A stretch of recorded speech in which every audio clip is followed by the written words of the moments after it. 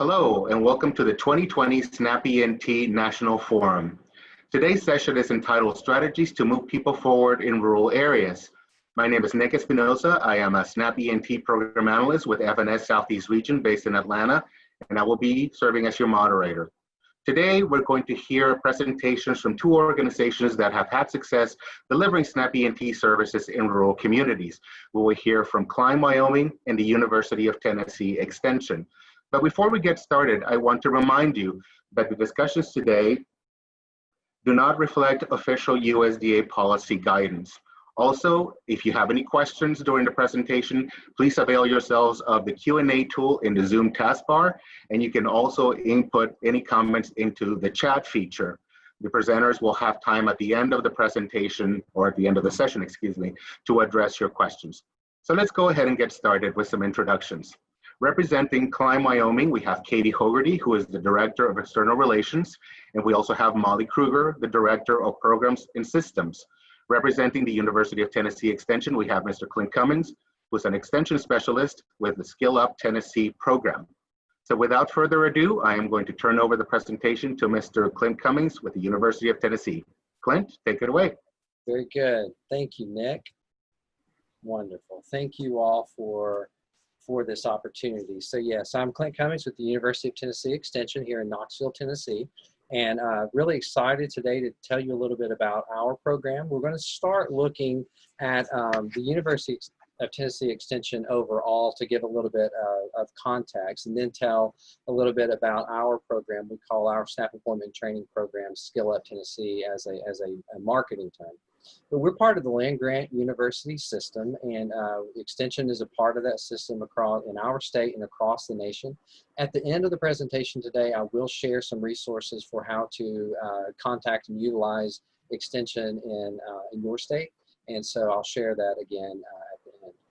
In terms of our Extension program, we're concentrated in three main areas. We do 4-H, youth development, agriculture and natural resources, and also family and consumer sciences. And my department, I'm in the Department of Family and Consumer Sciences, and our mission is to strengthen individuals, families, and communities through education.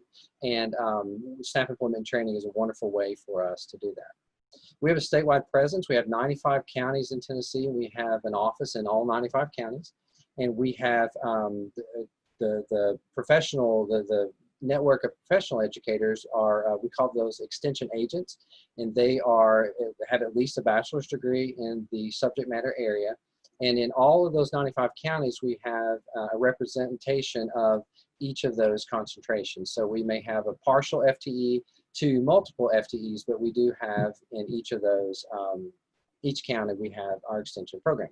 So I wanted to give a little bit of that background to tell you about our SNAP Employment Training Program, which we call Skill Up Tennessee. Okay, so we are about 3 years ago, we're about 3 years into this project, we started to work with SNAP Employment and Training, again, because it fits well with our mission to strengthen individuals and families and communities through education. And so we became a direct service provider, which what that means is that we have, throughout the state, we have extension agents in all the counties. We also have a small network, or a small program, a small network of what we call career navigators. And those are the positions that serve as the case managers. They serve as the kind of the outreach coordinators locally. They work with our local county extension agents to help them be involved. And they work with our local partners, as we'll talk about in a few minutes, to help the program, the partners to engage with the program.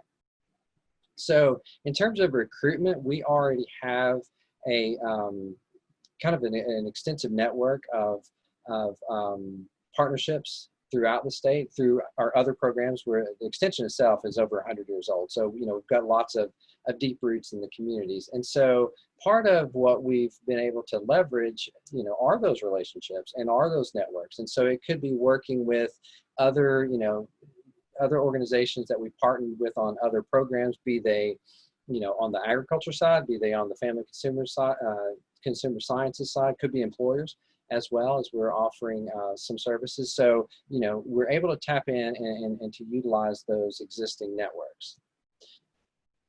a lot of our success, I think, has come from our partnership development, kind of the perspective we've taken on partnership development. So there are many, many, many community-based organizations across our state, many faith-based organizations. And all of these organizations, many of these organizations have access to a potentially eligible audience, those who may be eligible for SNAP employment training. So when you think of things like domestic violence programs or drug and alcohol rehabilitation programs or transitional housing or faith-based programs that kind of serve the emergency needs and similar types of organizations, what we have is a network of organizations that are all throughout our state. We have some urban centers, but we're largely a rural state as well. And so we have these organizations scattered throughout rural Tennessee, and they are serving individuals who are eligible, likely eligible for SNAP. We're partnered with the Tennessee Department of Labor and Workforce Development for this program. They're the state entity who implements, and we have a really nice partnership with them because our goal in going to these places would be to complement what our partners with labor are doing. So the goal would be to identify partnerships and sites and ultimately individuals who are not currently being served by SNAP employment and training through no one's fault. It's just the infrastructure. We're able to bring another layer of infrastructure to be able to reach these folks. In terms of CBOs who we're really trying to work with would be some of those that are named. Also, there's value in looking at the mission of the CBO and working with folks who are already in a program that is helping them either get back on their feet or work towards self-sufficiency or take that next step, because the program itself is geared for that, and also the participants have a different mindset when they're in that mode and may be a really good fit for SNAP employment training. In addition to the CBOs, we have our colleges of applied technology and community colleges. We have a pretty vast network across the state, and so those are largely our training institutions. So it could be that we recruit somebody from a domestic violence shelter who then goes to, we call them TCAT, Tennessee College of Applied Technology, or a community college to gain an industry recognized credential, their vocational training. It could also be that we go directly to the TCAT or community college, recruit on-site, help students, help enrolled eligible students to be able to persist and be able to, when those roadblocks come or when those hurdles come, able to help them overcome that so that they can graduate, so that they can go on to employment. When I'm talking about, I say partner a lot. When I'm talking about partners, I'm really talking about any sort of collaboration with another organization that's going to help ultimately us and them to reach the audience we're trying to reach, to offer services. So it could range from something that is fairly informal to something that is more of a third-party partnership that you're familiar with. So we kind of conceptualized this model just to kind of walk through what that may look like on the ground. And so, at the most basic level, we can work with organizations to simply, and I don't want to downplay this, but a very light touch, simply help us to get the word out, to distribute printed material on site for the potential participants to learn about the program. Now, admittedly, that is a very light touch, and is that going to reach a large audience?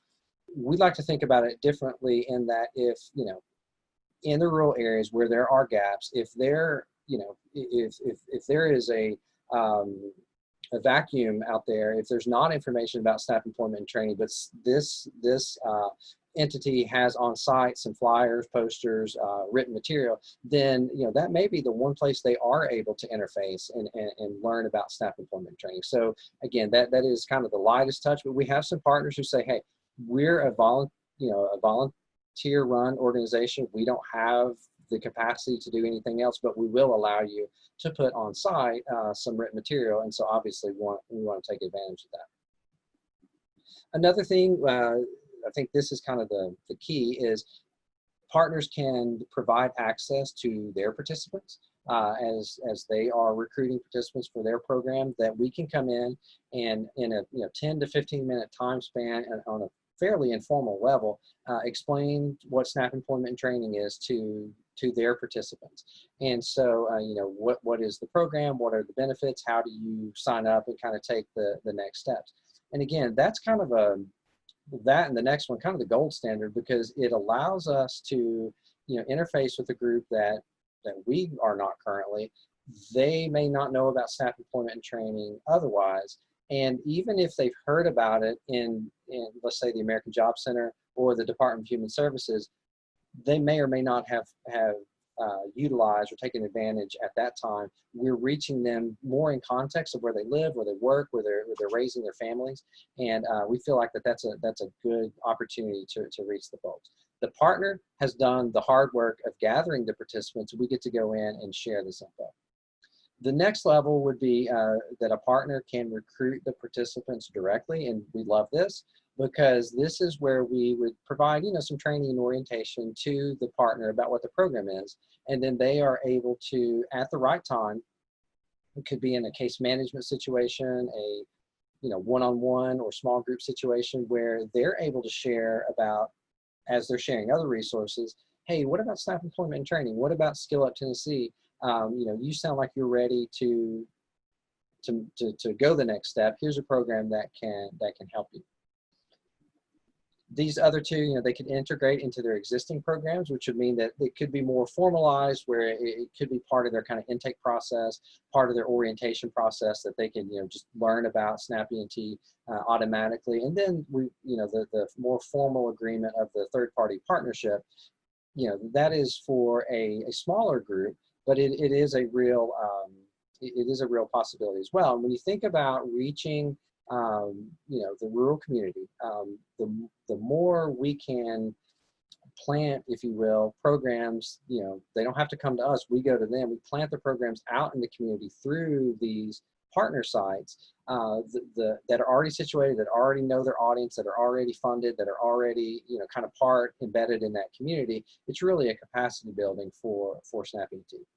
So this whole continuum, things can happen simultaneously. So we'd love for someone to have, flyers in their lobby while we go in on a quarterly basis or so and speak to their participants, while in the interim, the staff there are, if they learn of a participant who may benefit from the program, they're sharing and even, working it into their more formal processes. So again, and it's kind of what Extension's model is taking the program out to the community. So it'd be the matter of, creating SNAP employment and training sites across the state where they don't have to travel to a center or go to town. They're already there receiving services, so that they can then learn about and utilize SNAP employment and training on site as well. So in addition to this, we're a direct service provider. We are also partnering with the state to be able to kind of take some of these things and expand them, apply them on a broader scale. And so there are many more partners out there and participants out there than we ourselves are able to reach and serve. We're, by no means, the only one doing this. And so we're trying to take this model and expand it and share it, if you will, or help integrate it at the state level with our partners at the Tennessee Department of Labor and Workforce Development. So we did a survey back in the spring, and with their SNAP ENT coordinators, asking to learn about barriers and needs for specifically the SNAP ENT outreach and recruitment role. And some of those answers validated what we thought, what we were already working on, and helped to kind of shape and fine tune. And so the approach of identifying partners, we've kind of taken that to scale, and we've got quite a collection of partners beyond who we've really reached thus far, but that we're making available to labor for them to be able to kind of apply some of the same models. So it's, the term database may be a little bit of a stretch, but essentially a collection of agencies and organizations such as the ones that I've described throughout the state, rural and urban, but will really help us to reach out in the rural areas, one of the needs that was identified is not knowing who to reach out to, or not knowing, who do I contact for this type of thing. So we put together this this collection of both sites, but also contact information for these individuals that then can be reached out and utilized in kind of in the way that I've described. So by collaborating, not only are we providing direct services, but we're hopefully a value add to what Labor's doing, and that we're a partner with them. Obviously, it's going to increase our recruitment opportunities, which at the end of the day, wherever the participant learns about and comes in to the system, that is ultimately what is important to us. Tools and resources, as I said, it's a listing of the agencies and organizations. This is dynamic. It can grow as we tap different networks and are able to add. Sometimes you'll find one particular group or site that it ends up they've got a statewide network, and so that then becomes 25 additional sites that we've not even thought about working with previously. We help the state to develop a SnapENT brochure.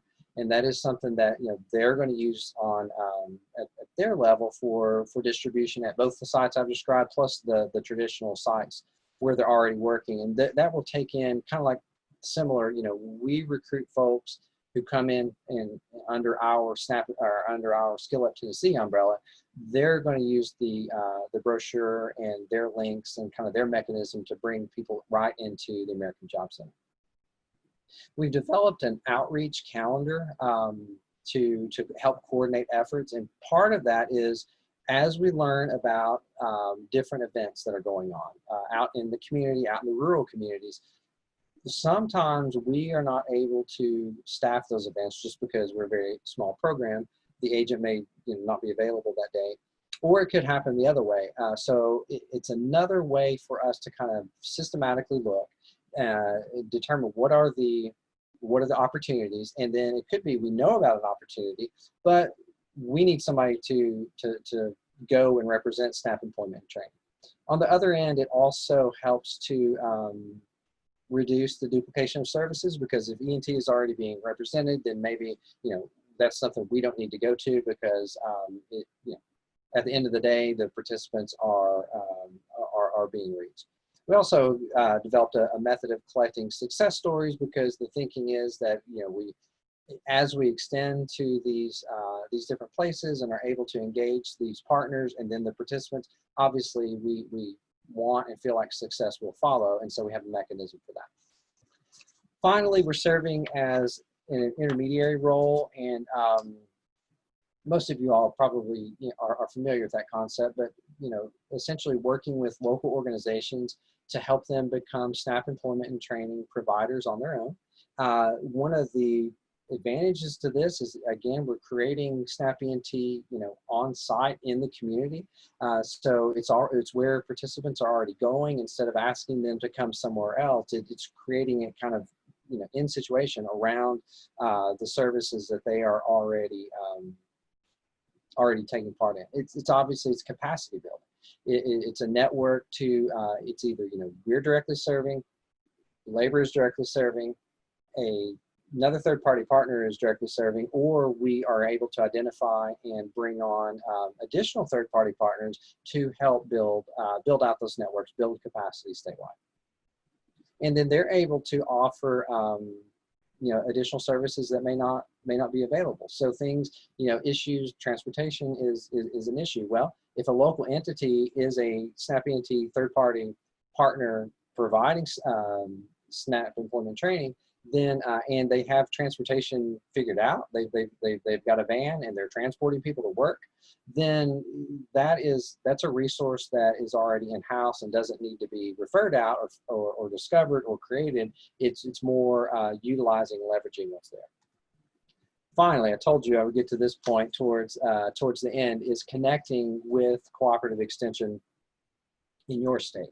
And so I must say, as diverse as all the states that will, are in attendance, our extension programs are quite diverse across the country. And so every state is different. They don't all have the county-based model, as I've described. We're very fortunate, in fact, to have that. Some are on more of a regional model where it maybe multiple counties, and some may be focused on a few areas where we keep our scope of work fairly broad. So it will really be, each and every state extension program may lend itself more or less to this. I will say this is a fairly novel approach that we have, to my knowledge, that we're right now the only extension group who is engaged like this with SNAP employment and training. My apologies if there are others. We'd love to be able to learn about that. So it's something that really needs to be, worked out at every, in each situation. We've tailored our program to our extension model, and I think it has the potential. It is working, but it has the potential to work really well. Each state would have to, kind of work out their model, what would work the best. Identifying, locating, and connecting. Okay, where do we go? Where do we find it? I'll show you something on the next slide that hopefully we can leave up for a minute, and it will. It's a map that will be able to show where the extension programs are located. I would just encourage you, if you're looking at kind of local programming that's limited in scope, you may want to contact the local, the county, or the regional office to, let's say that there's a recruitment, they're tapped into let's say the low-income nutrition education programs, that they're going and talking to potential participants, every day. And so that might be just a quick, easy kind of recruitment tool. Something more involved, more complex, that'd be more comprehensive, it's probably best to contact the state extension office and have those conversations there. So, how well you can see this. So here's a map. And so if you were to take, let's say, the University of Wyoming, for instance, well, if you went to just search University of Wyoming Extension, that's going to pull up, that's your land grant in Wyoming. That's going to pull up their extension website, which will then lead you to contact info. Any of these that are on here, it's a pretty small screen, right? University of Illinois Extension would take you there. I've also posted a link across the bottom that is a listing of extension programs across the country that you would be able to directly access those programs. So I'm just going to leave this up here for a minute for anyone who is taking notes, and that is going to wrap up and conclude my portion of the presentation. I thank you all for your time, and Nick, I'll turn it back over to you. Thank you, Clint, for that great piece of information. I think that this is perhaps one of those elements in SNAP ENT that we have not maybe focused on before. The use of land-grant universities as sort of as a conduit to extend the message of SNAP ENT into rural communities. So this is definitely on the forefront of things that we're looking at as an intervention in rural communities. So I appreciate you sharing that with us. So I am going to now turn over the presentation to Katie Hogarty and to Molly Kruger from Klein, Wyoming. I think that they're going to start with a video before their actual presentation. So take it away, Katie. The potential you have. You already have your gifts inside of you. Dig deep and know the potential you have and the gifts you have within yourself. Klein wants to be part of that with you. This is much more than job training. You've taken the first step. The first step to changing your life. That is courage. You are becoming a person who believes in herself again. You are more than. You are more than. You are more than. You are more than good enough. Take a deep breath. There may be times when it gets hard, where you want to give up, but we'll be there every step of the way. Every step of the way. Every step of the way. This is a judgment-free zone. To be able to experience that with a group of women is so powerful. We're all on this journey together. We believe in the strengths of every woman that walked through our door. You deserve to be heard. You have a voice. You're amazing, Mom. I'm proud of my mom. You can do this. You are becoming hopeful, creative, self-aware, empowered, fearless, in control, beautiful. You are strong, accomplished. You are valued. You are confident. When you work hard, you can do and be anything. This is to better ourselves. This is for us. It's a safe place to speak up, to speak out. You have choices about your future. You have a voice. You have the power to take charge of your life. Even after climb, There's still a place for you here. This will change your life. Just believe. I am. I am. I am Climb Wyoming.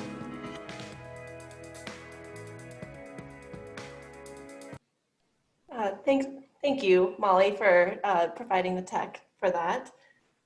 My name's Katie Hogarty. I'm with Molly.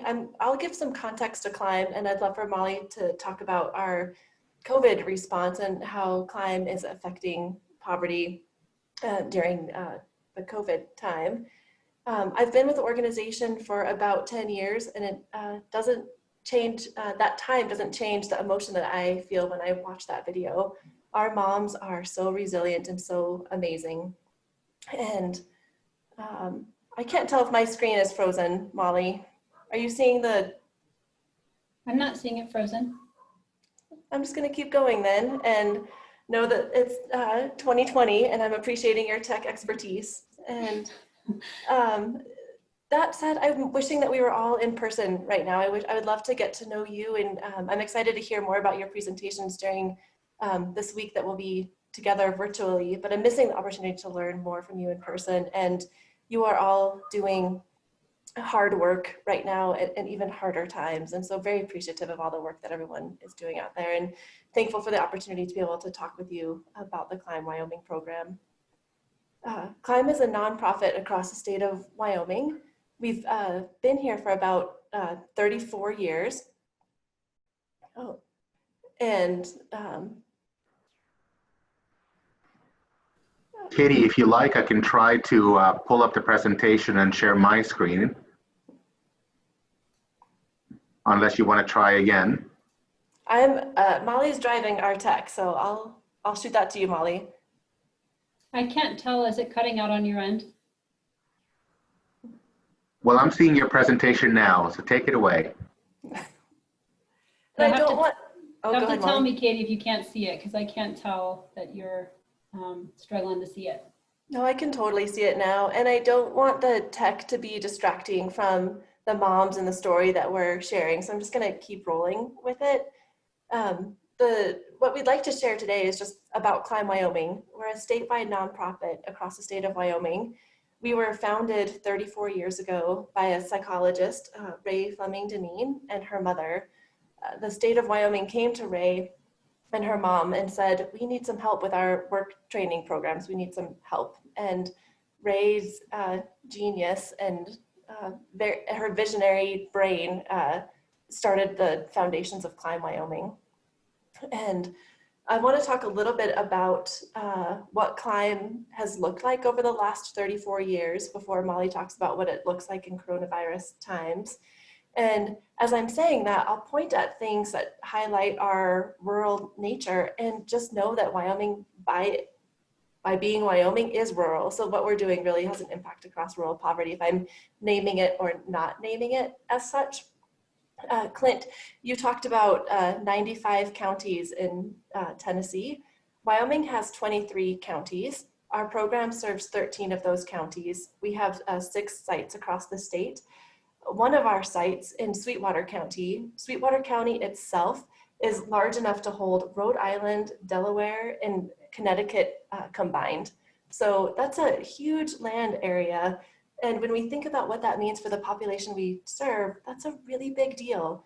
That means that a woman who needs Wi-Fi to apply for a job, who is reliant on a public library or a fast food restaurant that has free Wi-Fi, might have to travel hours in the same county to be able to have that resource.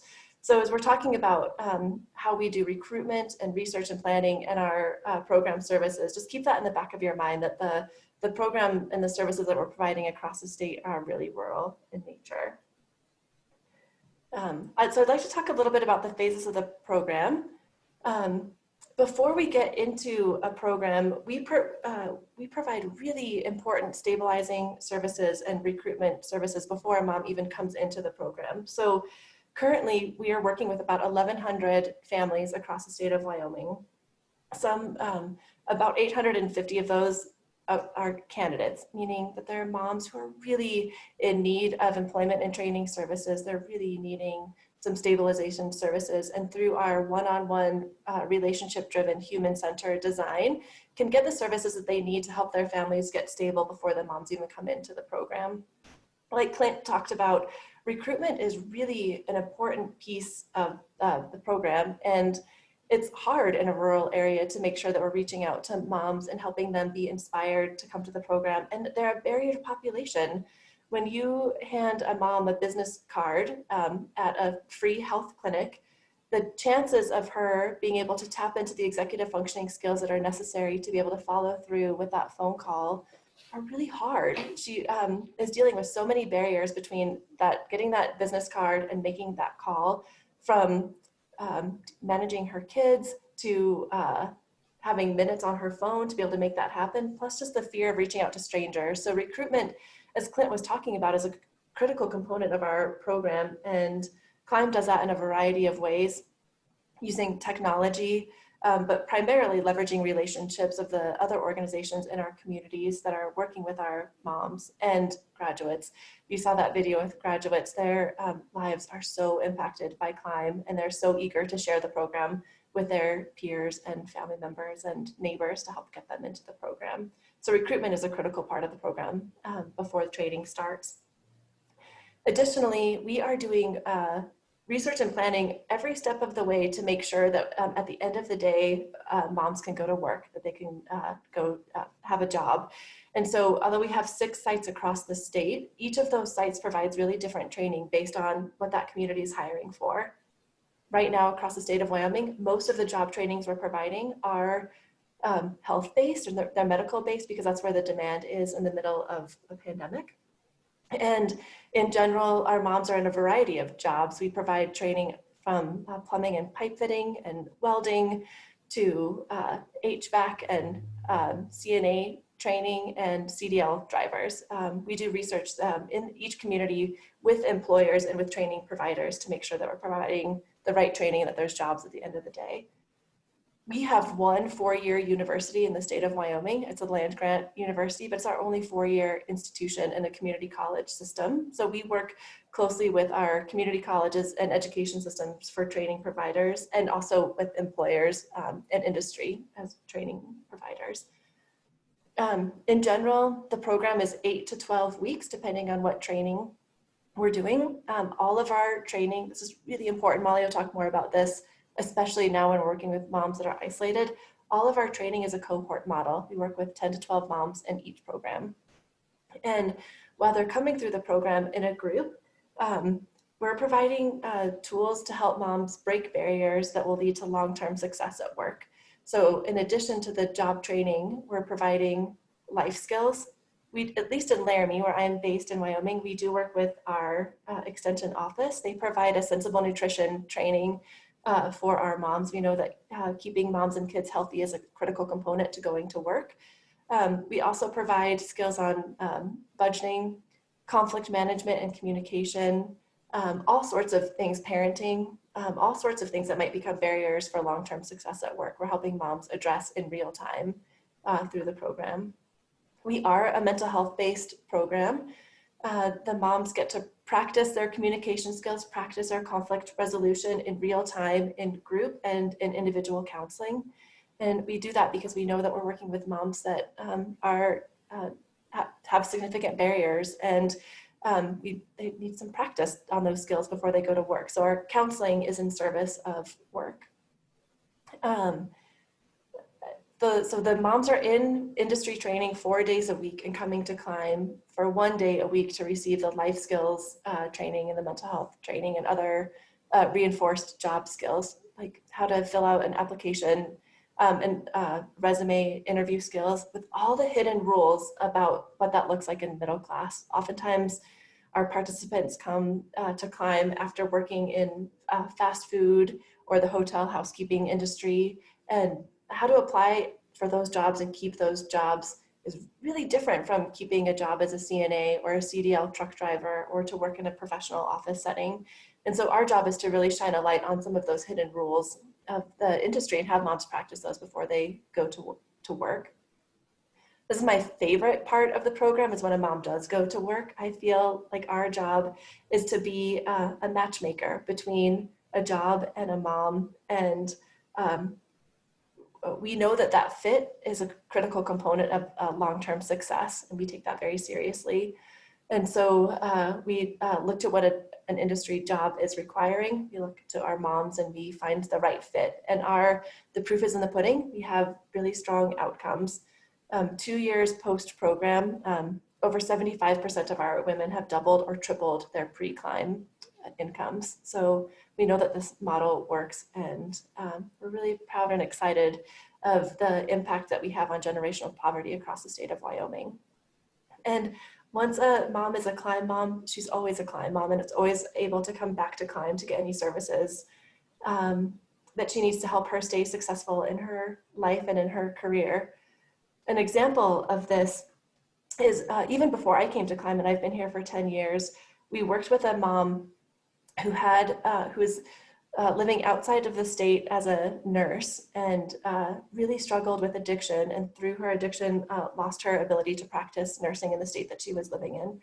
Came to Climb, moved back to Wyoming, came to Climb, and successfully finished the program, stayed sober, and went to work in a financial industry, then later moved into working at the University of Wyoming. And this community is it's a high paying, stable job.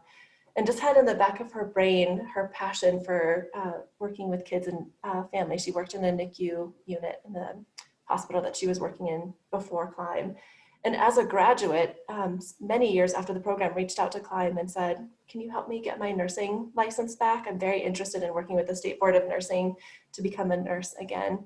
It's a very difficult process with lots of requirements. And we worked with her every step of the way. I'm getting emotional thinking about this, but we worked with her every step of the way to help her get her nursing license back. And now this woman is thriving and really on the front end of the pandemic right now. She's working in in healthcare, and she's doing testing and providing care for COVID patients right now, and is every day grateful for the support that Climb offered her to help her get her license back as a graduate. So our program is very comprehensive, and we do, throughout this work that we do, which is really hard, we continue to maintain our commitment to working with those moms that are most in need of the program. So as you look at this complicated, looks like one of those magic eye posters, but what the story of this slide is telling is you can see that that on average, the moms that come into the program are at 31% of the federal poverty level. I think I'm making a hunch that this audience understands what that means, but that means that our moms are making on average about $540 some ish a month supporting a family of 3. Those are significant barriers, and our moms are forced to make gut-wrenching choices every day to put food on their table for their kids, to take care of their kids. So we are very committed and dedicated to serving those families in need in our communities that are the most barriered, and continue to be the most barriered through this interesting and complicated time that we're living in now through a pandemic. And I would love for Molly to talk more about what that means as moms learn, how we've learned how to do this work with moms in this time. Thanks, Katie. I just have to start by saying one of the ways that this presentation started is exactly what our Zoom experience has been, as we've really transitioned a lot of our job training to online format. And actually, we just had a Zoom training internally. And one of the most important lessons that was everyone was talking about afterwards were how okay it is to mess up. It's so much more important to the clients that we work with to be able to mess up and talk about it and let them know we're not going anywhere. We're still going to be here, even if we can't quite get all of the Zoom stuff figured out. So I felt the need to say that, as Katie talked about me running the IT, and I goofed it up at the beginning. The important thing is we're all here. We're all learning together, and we're going to figure this out. So Katie did a beautiful job of describing the history of Climb, and I have been Katie's coworker for many years. She's the program director in Laramie, and I was the program director in Cheyenne.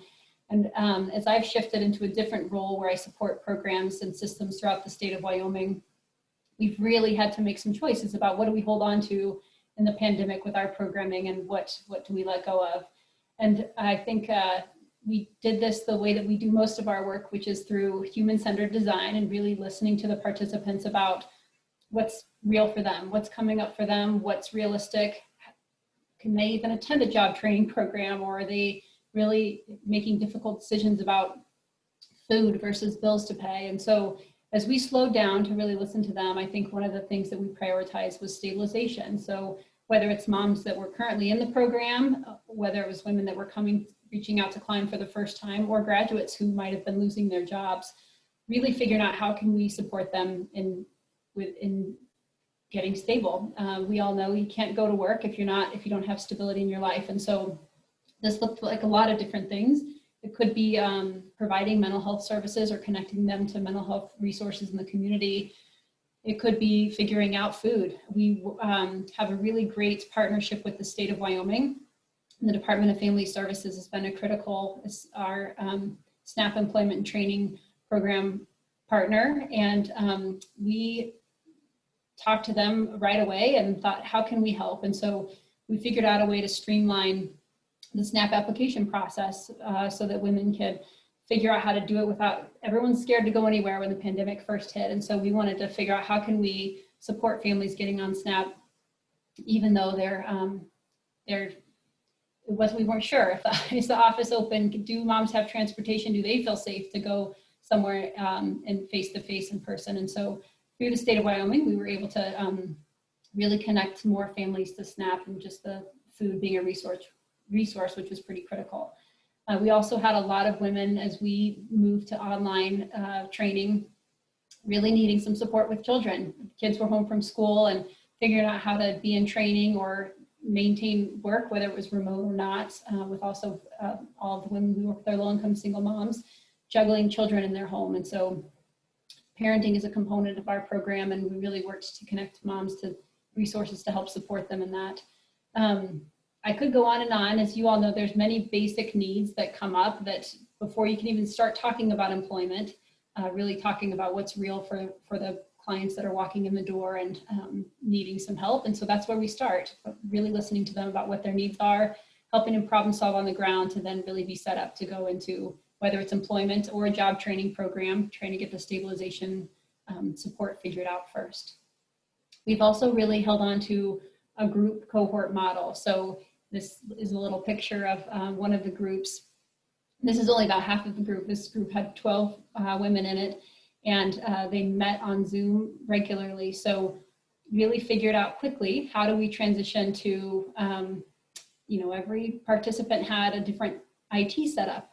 So figuring out the group setup was important for us to really maintain some of the most important things about a group, which is the pandemic has, I think, led many people to really feeling isolated and to increased mental health needs. And the amount of support the women provide each other in a group setting is pretty phenomenal. They also can help each other problem solve and provide support for one another. These women in the Teton area program hadn't ever met each other. The program was about to be underway when the pandemic hit. And so that we just started it all remote. And so they got to know each other and learn who they were through a group model and doing some industry training remotely, which is super complicated and takes a lot of time for planning. But the group component, I think, is one they just actually, next week, they have a commencement ceremony. So this is, usually our training programs are closer to 3 months, and this has been closer to 5 or 6 month program, because that was another thing that was important to us. We're going to change our model to really support the needs of the program, and the pandemic extended that. These women, it took longer to get through training, and so we hung in there with them, and they hung in there with us. And I think having the group support was one of the reasons that they're all 12 of them are graduating next week.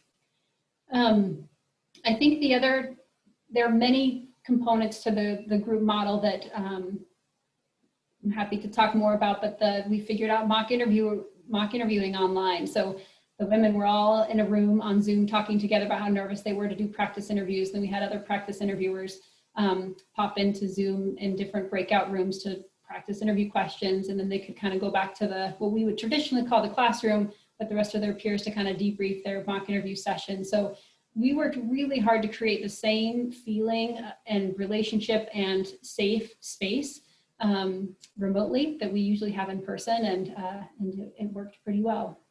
So the cohort was an important part of what we held on to for lots of different reasons. And I think through all of this, employment has been at the forefront of all of the work that we do. If a mom came to us and really didn't have her basic needs met but couldn't commit to the Climb Wyoming job training program, we helped her figure out how does she get her basic needs met, and then maybe fill out a job application for a temporary job until she could really come through the more formal job training program. So, and at the end of if women were coming into the job training program where they were doing formal certified nursing assistant training or truck driving training, we really focused on employment. So if jobs disappeared when COVID hit, what does that mean? How do we need to change training? What jobs are relevant? And that's what we helped those women continue to get. And one of the things we've noticed is that the jobs are harder and they are take longer to get. So that's part of the reason we've extended some of our training, is to really hang with those moms until we can get them placed in jobs. Because at the end of the day, that's what they are asking for and need, is stable income to be able to keep going and supporting their families. And so we worked hard to keep employment in the forefront of our program model. I feel like I could, I did want to say, when we talk about employment and really assessing the needs locally, one of the things that felt really important is that we don't like to take no for an answer. So when we thought about running a certified nursing assistant training, but training sites were shut down, clinical sites were shut down because of the pandemic, we got really curious. What is possible? What can we do? Connecting with the State Board of Nursing, we had some really creative ways to, we don't usually sign up as a program entity ourselves with the state board, but we were able to do that and have a nurse that was the nurse assigned to the program, and just ways that we could make this program work.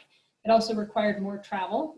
Our women maybe had to go to a different location to test, because not all the testing centers are available because of closures with the pandemic. So I think a lot of the resources involved include travel and creative thinking and asking why, or pushing back when there's a no answer. And all of those things combined, I think, really led us to continuing to have successful job placement in the middle of this difficult time.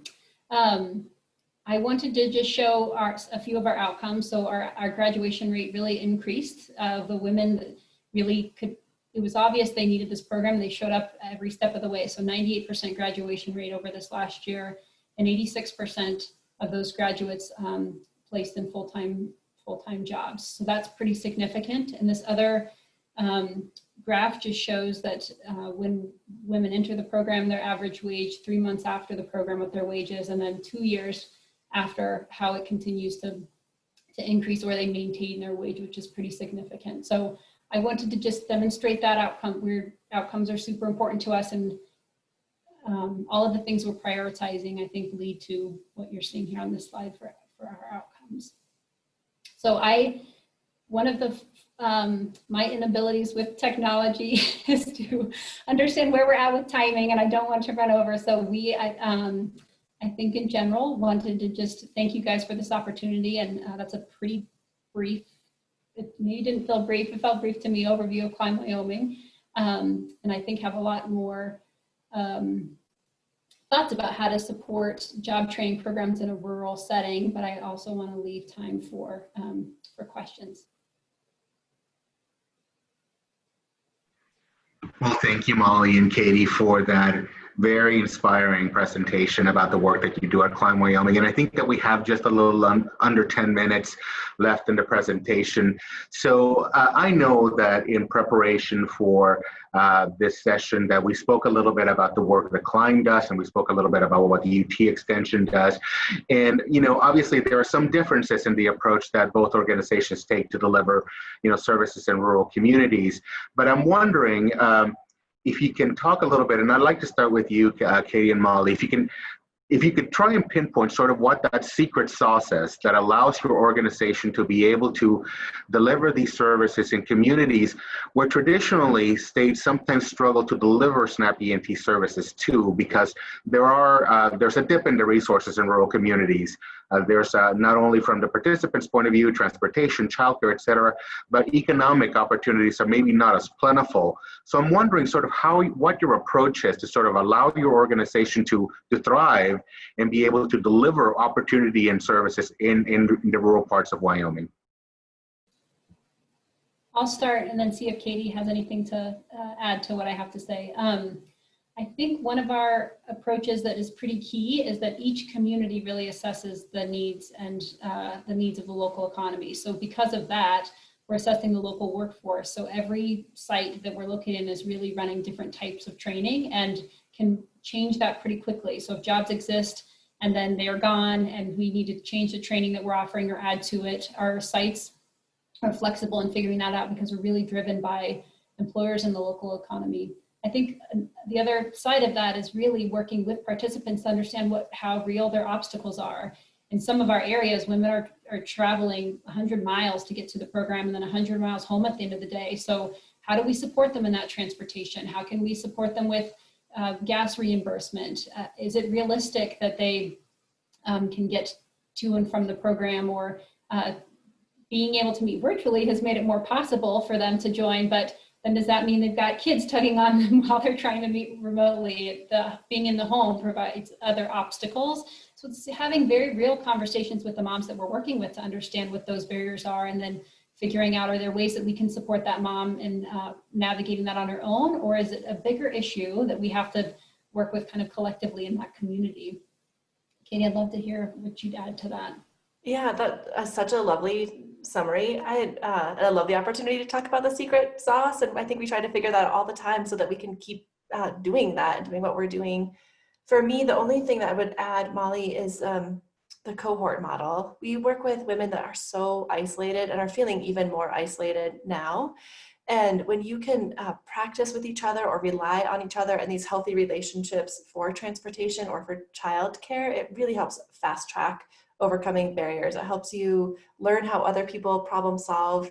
Those conversations are really valuable in a rural area, especially where moms are particularly isolated. Thank you both for that. I'm curious, is your agency able to facilitate or provide some technology solutions, access to internet or equipment that could be loaned out for somebody to be able to participate in a training program or counseling? Absolutely. That's a critical part of this work is when we had to switch to remote, and I think we all felt the responsibility to help navigate all of the IT and technical issues, computer issues. And we work hard to have a diverse funding stream so that some things SNAP ENT can pay for and then some things they can't. But the diversity is pretty critical because we don't want it to interrupt our program model or how services are delivered. And one of the most critical things right now has been, how do we support moms in problem-solving technology to really be able to stay connected and have them stay connected to one another.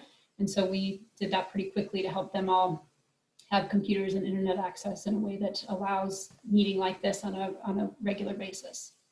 And I don't want to, when we took computers to like the Teton area moms, just for an example, when we took them computers in advance of their CNA training, that was hours of staff time driving hundreds of miles. It's not going through a neighborhood to help those moms get the technology. It really is our moms are really remote, and so that's a big part of this equation too. And problem solving infrastructure in communities where internet access might not be available too.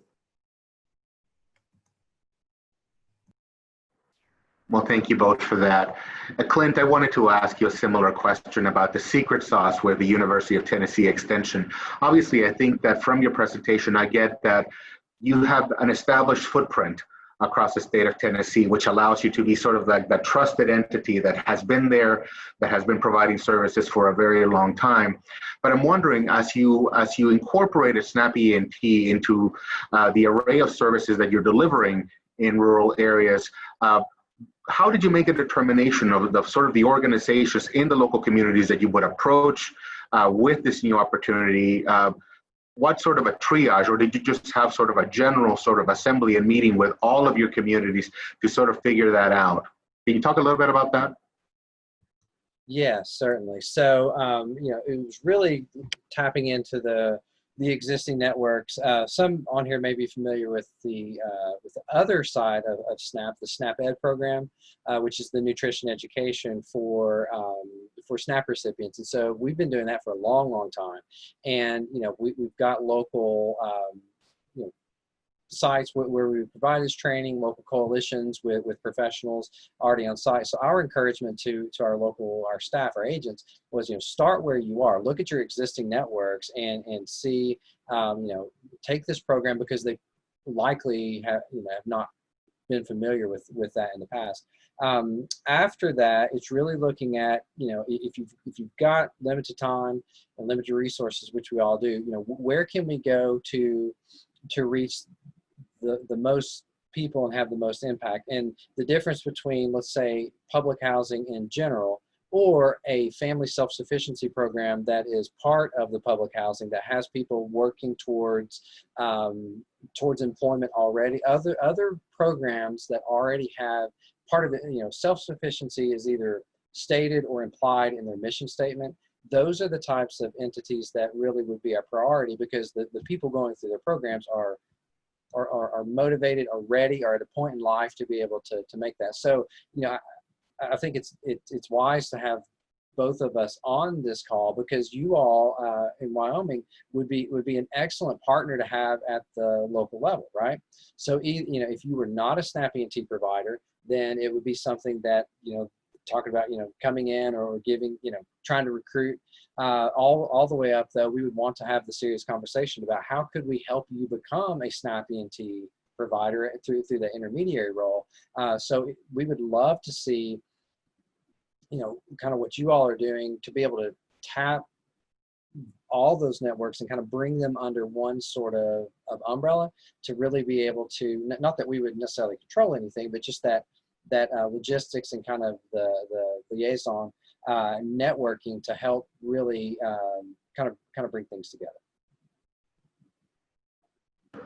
Thank you, Clint. I kind of sort of envisioned that as sort of like weaving the safety net, right? There are local providers like Climb Wyoming, and then there are obviously organizations like yours that have an established network, and how can we incorporate them to make that network more resilient? So I want to thank both of you, all three of you, for taking time to be with us today at this session and present. So before I move on to the Q&A, again, many thanks to you. For those of you in the audience, we will now be taking those questions that you have been diligently, I'm sure, adding to the Q&A bar.